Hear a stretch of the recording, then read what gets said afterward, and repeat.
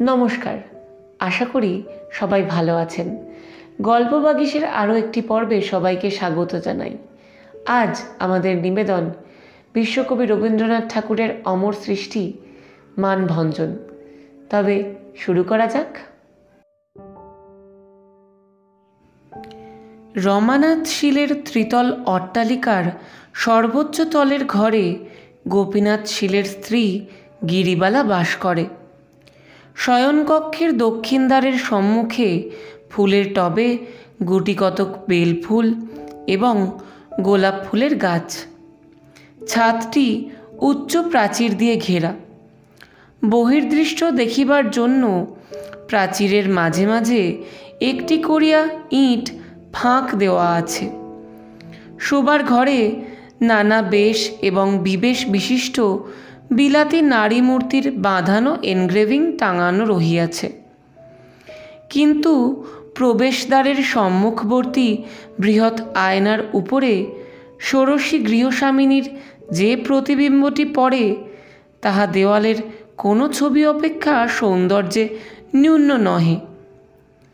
গিরিবালার সৌন্দর্য অকস্মাৎ আলোকরশ্মির ন্যায়, বিস্ময়ের ন্যায়, নিদ্রাভঙ্গে চেতনার ন্যায় একেবারে চকিতে আসিয়া আঘাত করে এবং এক আঘাতে অভিভূত করিয়া দিতে পারে। তাহাকে দেখিলে মনে হয়, ইহাকে দেখিবার জন্য প্রস্তুত ছিলাম না। চারিদিকে এবং চিরকাল যেরূপ দেখিয়া আসিতেছি, এ একেবারে হঠাৎ তাহা হইতে অনেক স্বতন্ত্র। গিরিবালাও আপন লাবণ্যোচ্ছ্বাসে আপনি আদ্যপান্ত তরঙ্গিত হইয়া উঠিয়াছে। মদের ফেনা যেমন পাত্র ছাপিয়া পড়িয়া যায়, নবযৌবন এবং নবীন সৌন্দর্য তাহার সর্বাঙ্গে তেমনি করিয়া ছাপিয়া পড়িয়া যাইতেছে। তাহার বসনে ভূষণে গমনে, তাহার বাহুর বিক্ষেপে, তাহার গ্রীবার ভঙ্গিতে, তাহার চঞ্চল চরণের উদ্দাম ছন্দে, নূপুর নিক্কণে, কঙ্কণের কিঙ্কিণীতে, তরল হাস্যে, ক্ষিপ্র ভাষায়, উজ্জ্বল কটাক্ষে একেবারে উচ্ছৃঙ্খলভাবে উদ্বেলিত হইয়া উঠিতেছে। আপন সর্বাঙ্গের এই উচ্ছ্বলিত মদির রসে গিরিবালার একটা নেশা লাগিয়াছে।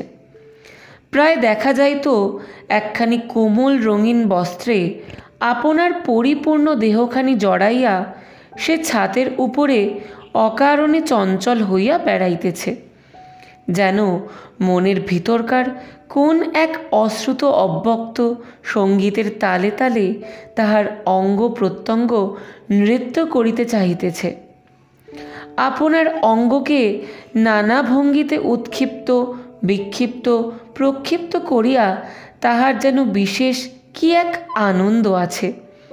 সে যেন আপন সৌন্দর্যের নানা দিকে নানা ঢেউ তুলিয়া দিয়া সর্বাঙ্গের উত্তপ্ত রক্তস্রোতে অপূর্ব পুলক সহকারে বিচিত্র আঘাত প্রতিঘাত অনুভব করিতে থাকে। সে হঠাৎ গাছ হইতে পাতা ছিঁড়িয়া দক্ষিণ বাহু আকাশে তুলিয়া সেটা বাতাসে উড়াইয়া দেয়।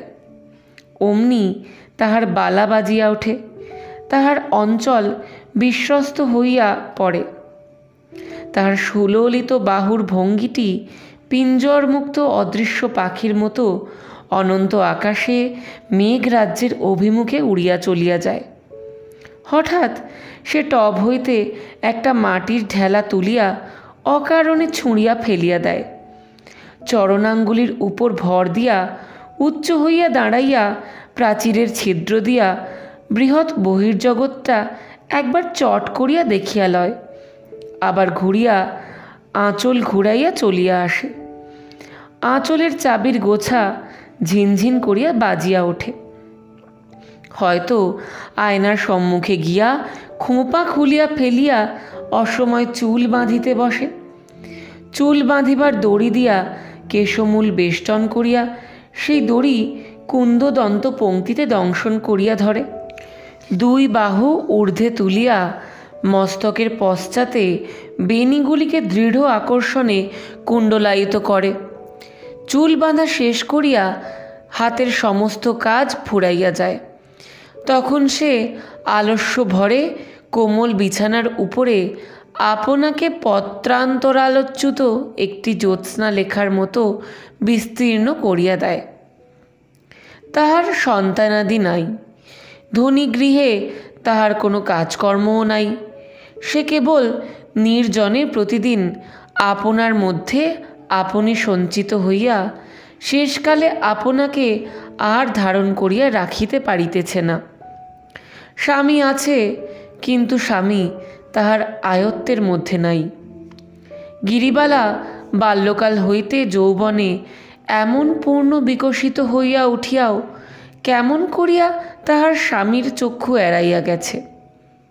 বরঞ্চ বাল্যকালে সে তাহার স্বামীর আদর পাইয়াছিল। স্বামী তখন স্কুল পলাইয়া তাহার সুপ্ত অভিভাবক দিগকে বঞ্চনা করিয়া নির্জন মধ্যাহ্নে তাহার বালিকা স্ত্রীর সহিত প্রণয়ালাপ করিতে আসিত। এক বাড়িতে থাকিয়াও শৌখিন চিঠির কাগজে স্ত্রীর সহিত চিঠিপত্র লেখালেখি করিত। স্কুলের বিশেষ বন্ধুদিগকে সেই সমস্ত চিঠি দেখাইয়া গর্ব অনুভব করিত। তুচ্ছ এবং কল্পিত কারণে স্ত্রীর সহিত মান অভিমানেরও অসদ্ভাব ছিল না। এমন সময় বাপের মৃত্যুতে গোপীনাথ স্বয়ং বাড়ির কর্তা হইয়া উঠিল। কাঁচা কাঠের তক্তায় শীঘ্র পোকা ধরে। কাঁচা বয়সে গোপীনাথ যখন স্বাধীন হইয়া উঠিল, তখন অনেকগুলি জীবজন্তু তাহার স্কন্ধে বাসা করিল। তখন ক্রমে অন্তঃপুরে তাহার গতিবিধি হ্রাস হইয়া অন্যত্র প্রসারিত হইতে লাগিল। দলপতিত্বের একটা উত্তেজনা আছে। মানুষের কাছে মানুষের নেশাটা অত্যন্ত বেশি। অসংখ্য মনুষ্য জীবন এবং সুবিস্তীর্ণ ইতিহাসের উপর আপন প্রভাব বিস্তার করিবার প্রতি নেপোলিয়নের যে একটা প্রবল আকর্ষণ ছিল, একটি ছোট বৈঠকখানার ছোট কর্তাটিরও নিজের ক্ষুদ্র দলের নেশা অল্পতর পরিমাণে সেই এক জাতীয়। সামান্য ইয়ার্কি বন্ধনে আপনার চারিদিকে একটা লক্ষ্মী ছাড়া ইয়ারমণ্ডলী সৃজন করিয়া তুলিলে তাহাদের উপর আধিপত্য এবং তাহাদের নিকট হইতে বাহবা লাভ করা একটা প্রচণ্ড উত্তেজনার কারণ হইয়া দাঁড়ায়। সেজন্য অনেক লোক বিষয়নাশ, ঋণ, কলঙ্ক সমস্তই স্বীকার করিতে প্রস্তুত হয়। গোপীনাথ তাহার ইয়ার সম্প্রদায়ের অধ্যক্ষ হইয়া ভারী মাতিয়া উঠিল। সে প্রতিদিন ইয়ার্কির নব নব কীর্তি, নব নব গৌরব লাভ করিতে লাগিল। তাহার দলের লোক বলিতে লাগিল, শ্যালকবর্গের মধ্যে ইয়ার্কিতে অদ্বিতীয় খ্যাতি লাভ করিল গোপীনাথ। সেই গর্বে, সেই উত্তেজনায় অন্যান্য সমস্ত সুখ দুঃখ কর্তব্যের প্রতি অন্ধ হইয়া হতভাগ্য ব্যক্তিটি রাত্রিদিন আবর্তের মতো পাক খাইয়া খাইয়া বেড়াইতে লাগিল।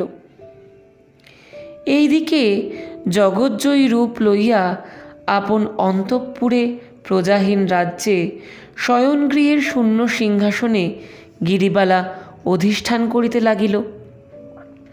সে নিজে জানিত বিধাতা তাহার হস্তে রাজদণ্ড দিয়াছেন।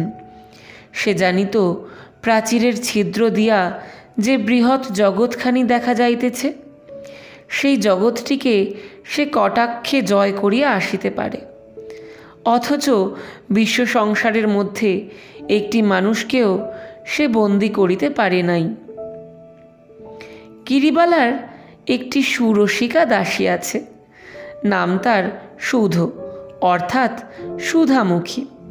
সে গান গাহিত, নাচিত, ছড়া কাটিত, প্রভুপত্নীর রূপের ব্যাখ্যা করিত এবং আরসিকের হস্তে এমন রূপ নিষ্ফল হইল বলিয়া আক্ষেপ করিত।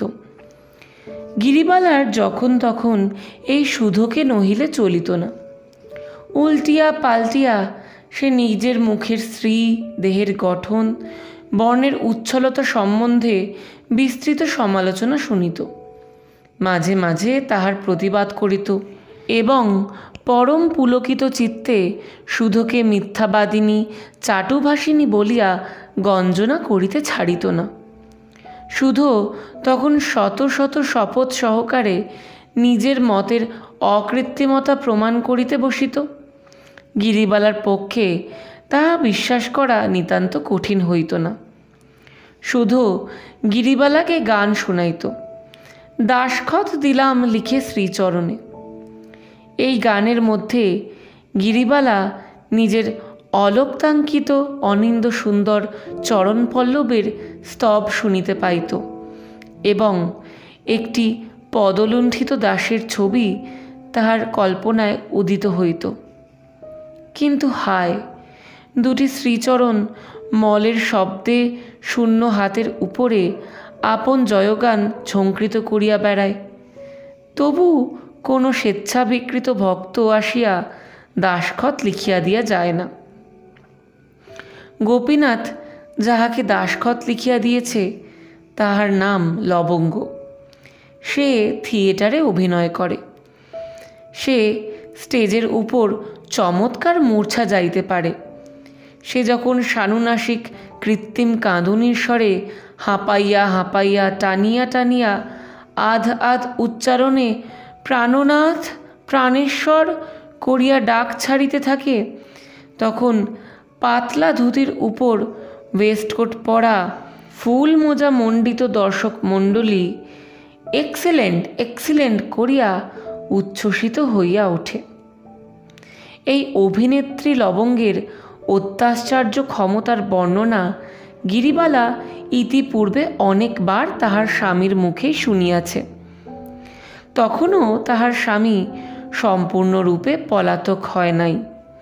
তখন সে তাহার স্বামীর মোহাবস্থা না জানিয়াও মনে মনে অসূয়া অনুভব করিত।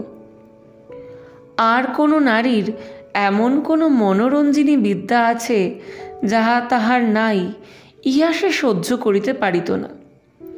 শাশু কৌতূহলে সে অনেকবার থিয়েটার দেখিতে যাইবার ইচ্ছা প্রকাশ করিত, কিন্তু কিছুতেই স্বামীর মত করিতে পারিত না। অবশেষে সে একদিন টাকা দিয়া সুধোকে থিয়েটার দেখিতে পাঠাইয়া দিল। সুধো আসিয়া নাসা ভ্রু কুঞ্চিত করিয়া রাম নাম উচ্চারণপূর্বক অভিনেত্রী দিগের ললাট দেশে সম্মার্জনীর ব্যবস্থা করিল এবং তাহাদের কদর্য মূর্তি এবং কৃত্রিম ভঙ্গিতে যে সমস্ত পুরুষের অভিরুচি জন্মে তাহাদের সম্বন্ধেও সেই একই রূপ বিধান স্থির করিল। শুনিয়া গিরিবালা বিশেষ আশ্বস্ত হইল। কিন্তু যখন তাহার স্বামী বন্ধন ছিন্ন করিয়া গেল, তখন তাহার মনে সংশয় উপস্থিত হইল। সুধোর কথায় অবিশ্বাস প্রকাশ করিলে সুধো গিরির গা ছুঁইয়া বারংবার কহিল, বস্ত্র খণ্ডাবৃত দগ্ধ কাষ্ঠের মতো তাহার নীরস এবং কুৎসিত চেহারা।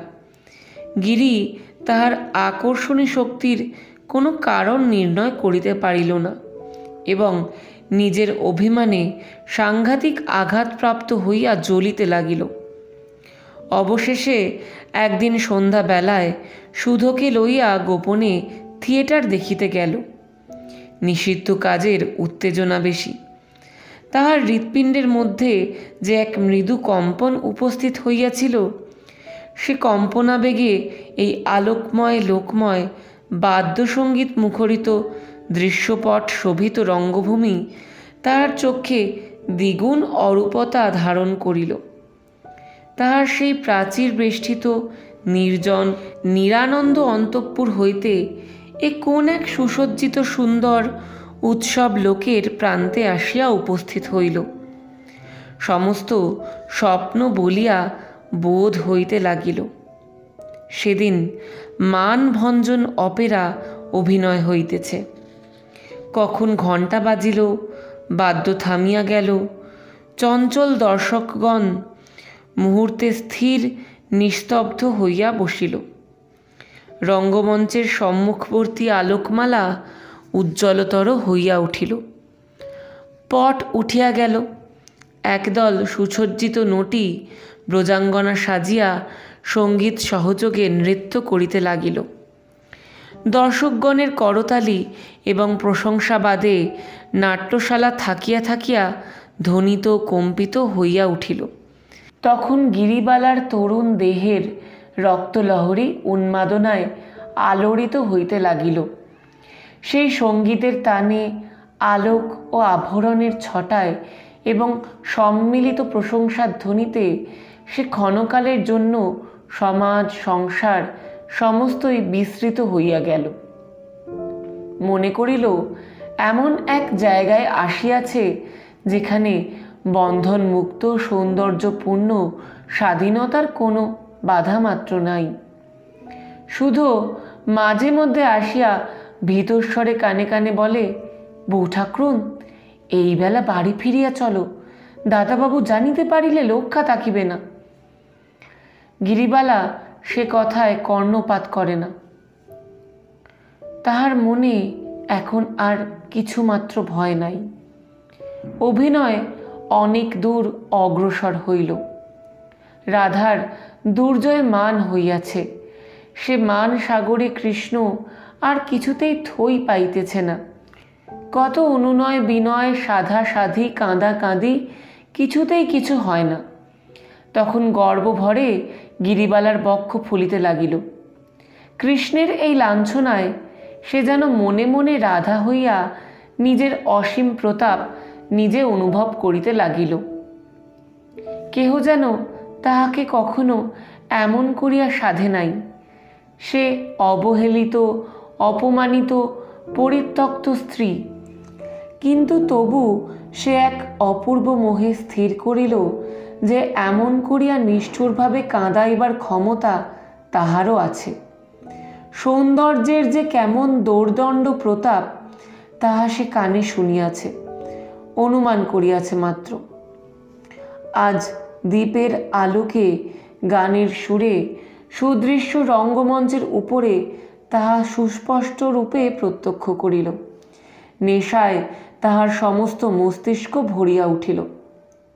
অবশেষে যবনিকা পতন হইল। গ্যাসের আলো ম্লান হইয়া আসিল।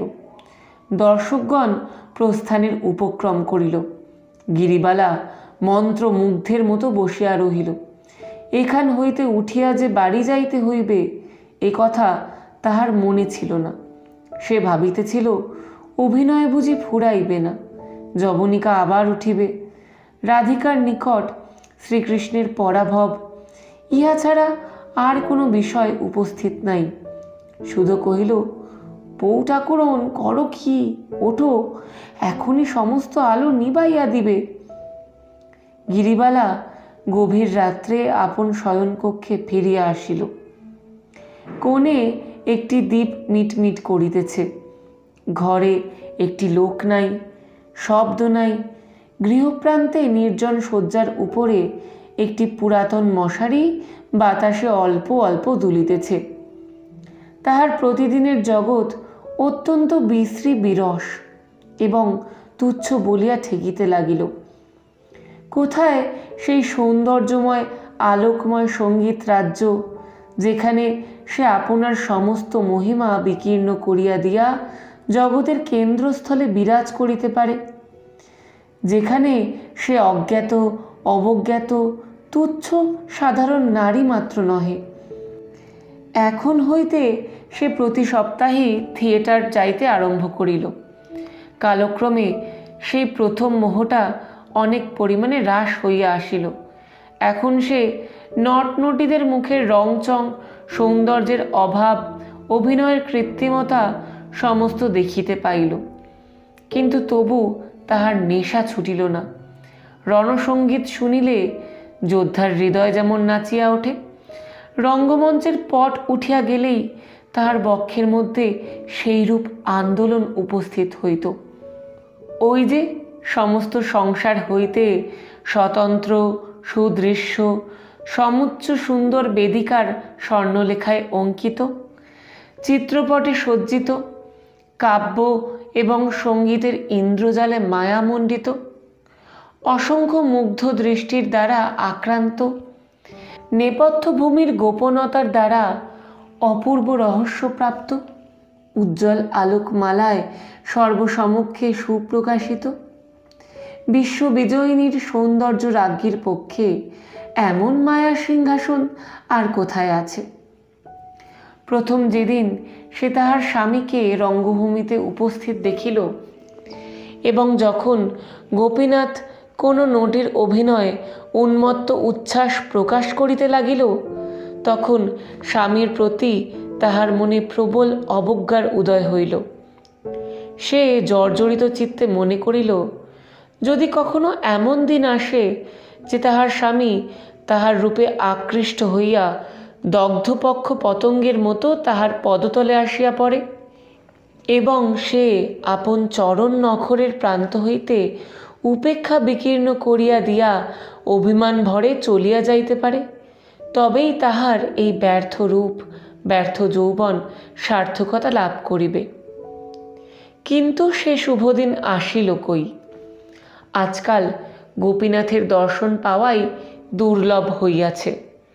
সে আপন প্রমত্ততার ঝড়ের মুখে ধূলিধ্বজের মতো একটা দল পাকাইয়া ঘুরিতে ঘুরিতে কোথায় চলিয়া গিয়েছে তাহার আর ঠিকানা নাই।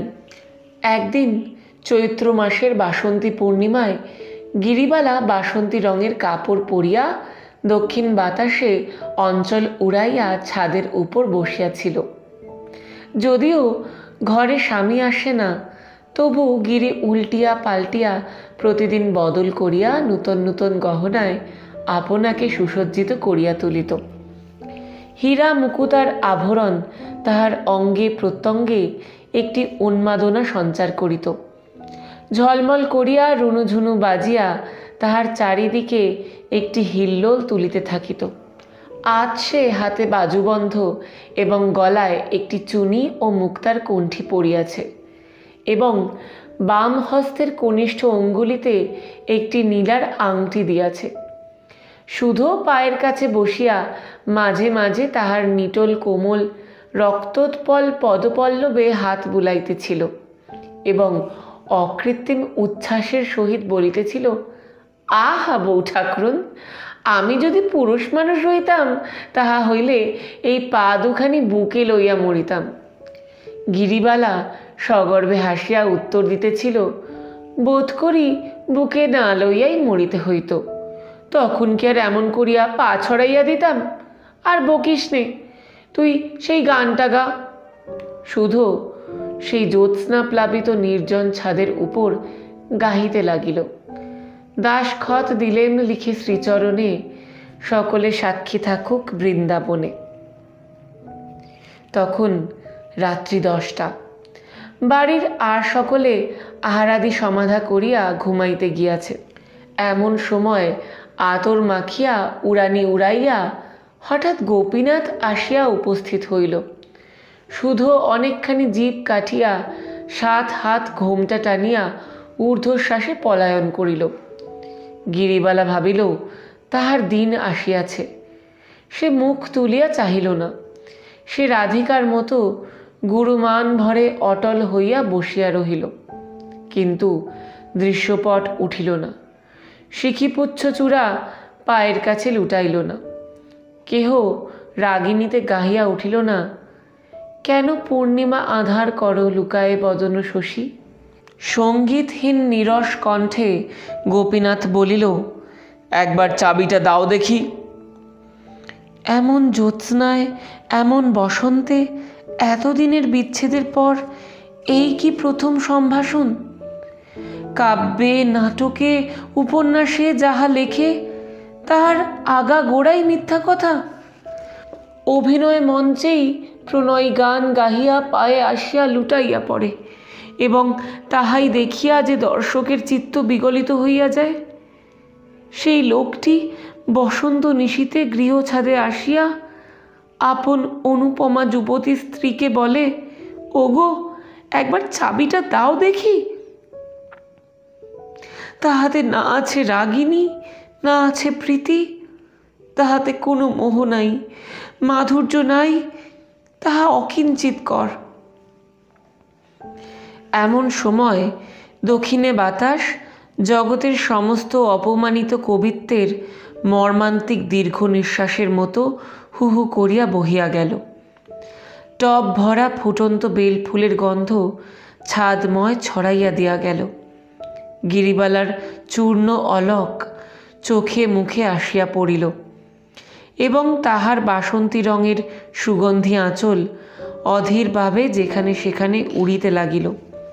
গিরিবালা সমস্ত মান বিসর্জন দিয়া উঠিয়া পড়িল।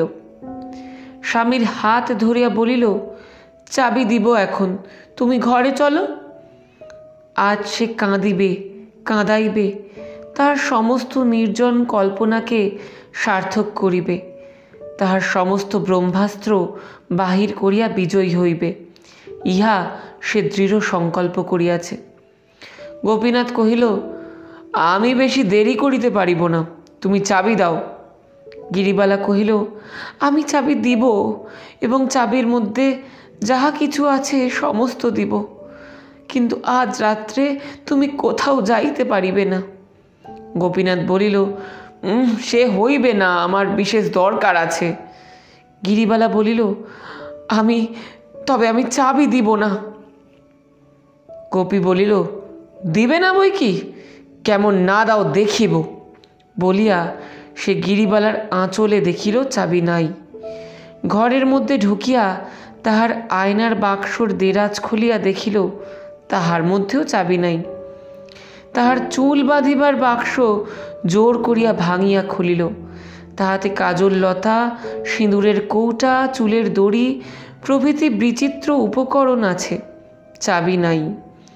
তখন সে বিছানা ঘাঁটিয়া গদি উঠাইয়া আলমারি ভাঙিয়া নাস্তা নাবুদ করিয়া তুলিল।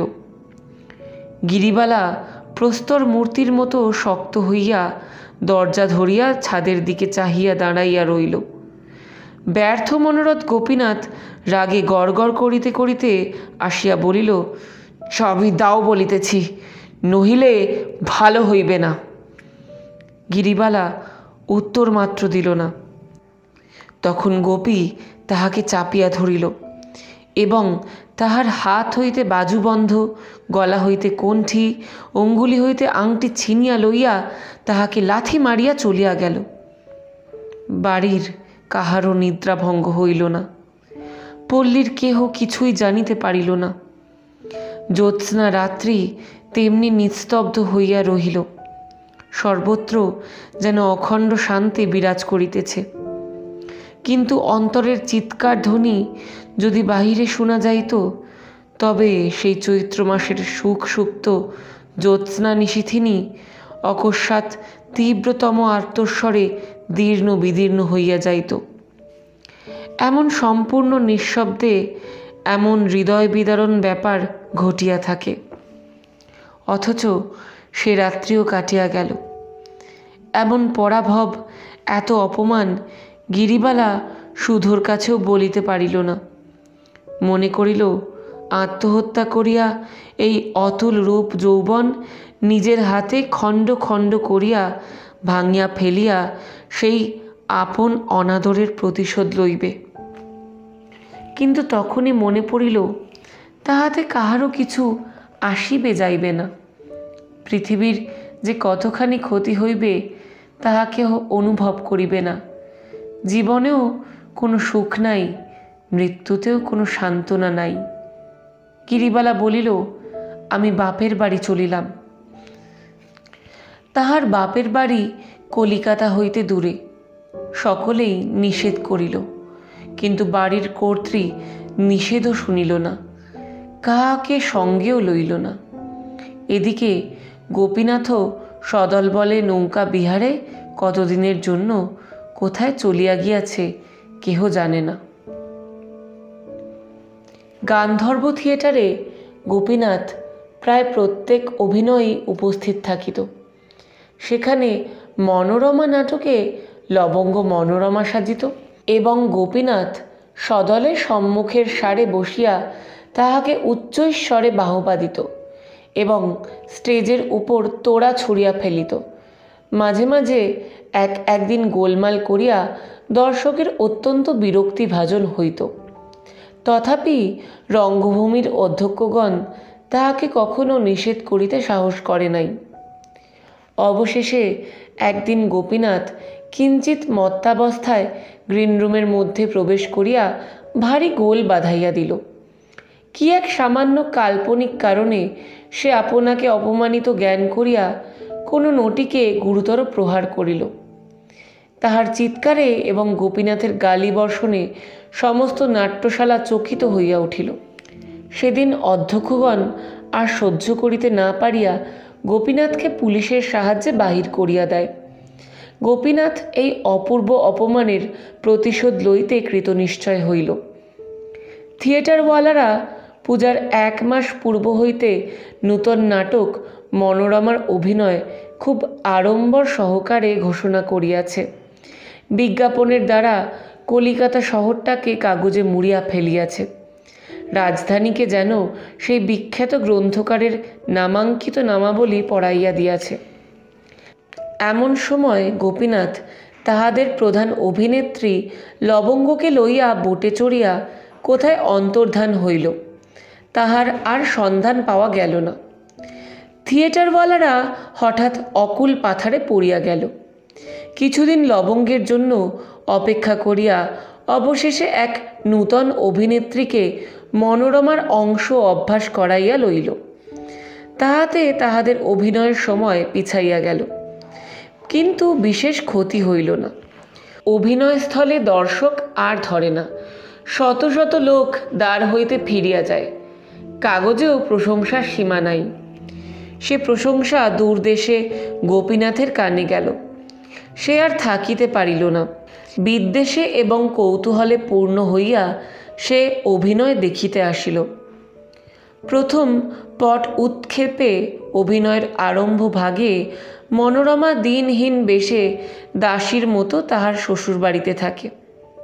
প্রচ্ছন্ন বিনম্র সংকুচিতভাবে সে আপনার কাজকর্ম করে। তাহার মুখে কথা নাই এবং তাহার মুখ ভালো করিয়া দেখাই যায় না। অভিনয়ের শেষাংশে মনোরমাকে পিতৃগৃহে পাঠাইয়া তাহার স্বামী অর্থলোভে কোনো এক লক্ষপতির একমাত্র কন্যাকে বিবাহ করিতে উদ্যত হইয়াছে। বিবাহের পর বাসর ঘরে যখন স্বামী নিরীক্ষণ করিয়া দেখিল, তখন দেখিতে পাইল এও সেই মনোরমা, কেবল সেই দাসী বেশ নাই, আজ সে রাজকন্যা সাজিয়াছে। তাহার নিরুপম সৌন্দর্য আভরণ ভাগে ঐশ্বর্যে মণ্ডিত হইয়া 10 দিকে বিকীর্ণ হইয়া পড়িতেছে। শিশুকালে মনোরমা তাহার ধনী পিতৃগৃহ হইতে অপহৃত হইয়া দরিদ্রের গৃহে পালিত হইয়াছে। বহুকাল পরে সম্প্রতি তাহার পিতা সেই সন্ধান পাইয়া কন্যাকে ঘরে আনাইয়া তাহার স্বামীর সহিত পুনরায় নূতন সমারোহে বিবাহ দিয়াছে। তাহার পরে বাসর ঘরে মান ভঞ্জনের পালা আরম্ভ হইল। কিন্তু ইতিমধ্যে দর্শক মণ্ডলীর মধ্যে ভারী এক গোলমাল বাঁধিয়া উঠিল। মনোরমা যতক্ষণ মলিন দাসী বেশে ঘোমটা টানিয়াছিল, ততক্ষণ গোপীনাথ নিস্তব্ধ হইয়া দেখিতেছিল। কিন্তু যখন সে আভরণে ঝলমল করিয়া রক্তাম্বর পরিয়া মাথার ঘোমটা ঘুচাইয়া রূপের তরঙ্গ তুলিয়া বাসর ঘরে দাঁড়াইল এবং এক অনির্বচনীয় গর্বে গৌরবে গ্রীবা বঙ্কিম করিয়া সমস্ত দর্শক মণ্ডলীর প্রতি এবং বিশেষ করিয়া সম্মুখবর্তী গোপীনাথের প্রতি চকিত বিদ্যুতের ন্যায় অবজ্ঞা বজ্রপূর্ণ তীব্র কটাক্ষ নিক্ষেপ করিল, যখন সমস্ত দর্শক মণ্ডলীর চিত্ত উদ্বেলিত হইয়া প্রশংসার করতালিতে নাট্যস্থলে সুদীর্ঘকাল কম্পান্বিত করিয়া তুলিতে লাগিল, তখন গোপীনাথ সহসা উঠিয়া দাঁড়াইয়া গিরিবালা গিরিবালা করিয়া চিৎকার করিয়া উঠিল। ছুটিয়া স্টেজের উপর লাফ দিয়া উঠিবার চেষ্টা করিল। বাদকগণ তাহাকে ধরিয়া ফেলিল। এই অকস্মাৎ রসভঙ্গে মর্মান্তিক ক্রুদ্ধ হইয়া দর্শকগণ ইংরাজিতে বাংলায় দূর করে দাও, বের করে দাও বলিয়া চিৎকার করিতে লাগিল। গোপীনাথ পাগলের মতো ভগ্ন কণ্ঠে চিৎকার করিতে লাগিল, আমি ওকে খুন করব, ওকে খুন করব।